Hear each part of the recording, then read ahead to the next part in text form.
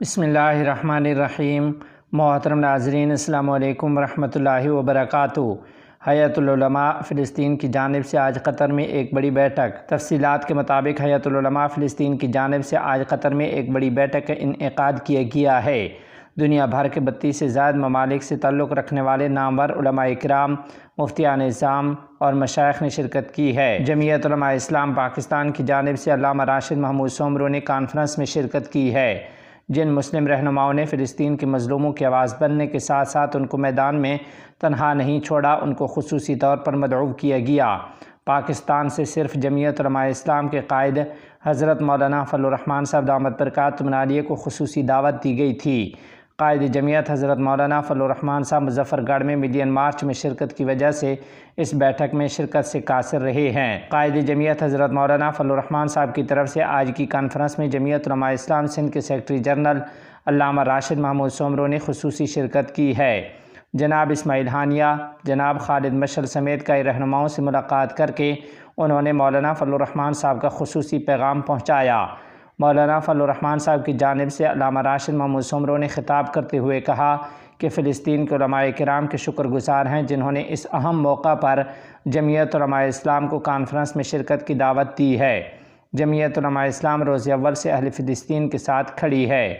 جمعیت علماء اسلام نے پاکستان میں اب تک طوفان اقصیٰ کے نام سے 9 ملین مارچ کیے ہیں۔ علامہ راشد محمود سومرو نے کانفرنس سے خطاب کرتے ہوئے مزید کہا کہ رمضان المبارک میں مکہ عالمی کانفرنس میں اہل فلسطین کے لیے سب سے پہلی اور توانا آواز حضرت مولانا فضل الرحمن صاحب نے بلند کی تھی۔ جمعیت علماء اسلام کے قائد مولانا فضل الرحمن صاحب پاکستان کے پارلیمنٹ میں بھی اسرائیلی جارحیت کے خلاف آواز بلند کر رہے ہیں۔ انہوں نے کہا کہ مولانا فضل الرحمن صاحب نے حکومت و افواج پاکستان کو بھی اس بات پر قائل کرنے کی بارہا کوشش کی ہے کہ فلسطین پر جاری بربریت اور جارحیت کے خلاف حکومت و افواج پاکستان کو کسی صورت خاموش نہیں رہنا چاہیے۔ مولانا فضل الرحمن صاحب کی اپیل پر کارکنان جمعیت نے اہل غزہ کی جو مالی مدد کی ہے، ہم سمجھتے ہیں کہ وہ آٹے میں نمک کے برابر بھی نہیں ہے، اس کو مزید بڑھانے کے لیے جلد کوشش کریں گے۔ انہوں نے مزید کہا کہ مولانا فضل الرحمن صاحب اور جمعیت علماء اسلام کی جانب سے اسرائیل کے خلاف اور فلسطین کے حق میں آواز بلند کرنے کی سزا امریکہ کے کہنے پر انتخابات میں ہمارے امیدواران کو ہروا کر دی گئی، لیکن اس کے باوجود جمعیت علماء اسلام پاکستان نہ صرف اہل فلسطین کے ساتھ کھڑی ہے بلکہ ہر حال میں مالی، اخلاقی اور سیاسی تعاون جاری رکھے گی۔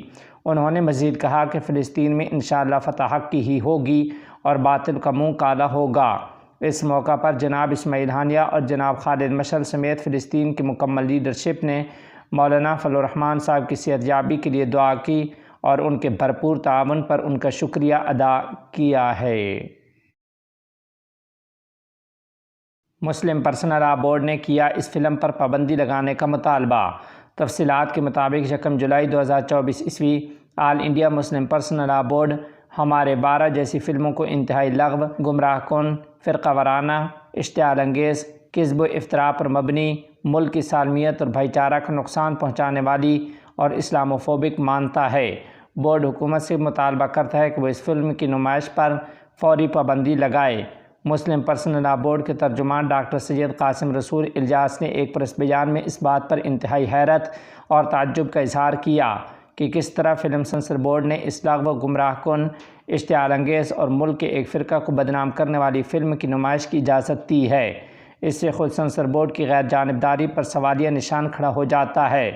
فلم کے ٹائٹل، اس کے تھیم، اس کی پوری کہانی اور مکالموں کے ذریعے صرف ہندوستانی مسلمانوں کی شبیہی بگاڑنے کی کوشش نہیں کی گئی بلکہ یہ فلم مذہب اسلام اور اس کی تعلیمات پر بھی جارحانہ حملہ کرتی ہے۔ بورڈ کے ترجمان نے کہا کہ یوں تو ہندوستانی فلموں میں کئی بار اسلام اور مسلمانوں کو تصویر کو مسح کیا گیا، تاہم ان دنوں تو ایسا لگ رہا ہے جیسے ایسی بدنام زمانہ فلموں کی باڑھ سی آ گئی ہو۔ کیرالا سٹوری اور کشمیر فائلز کے ذریعے مسلمانوں کو دہشت گرد اور اسلام کو دہشت کو فروغ دینے والے مذہب کے طور پر پیش کیا گیا۔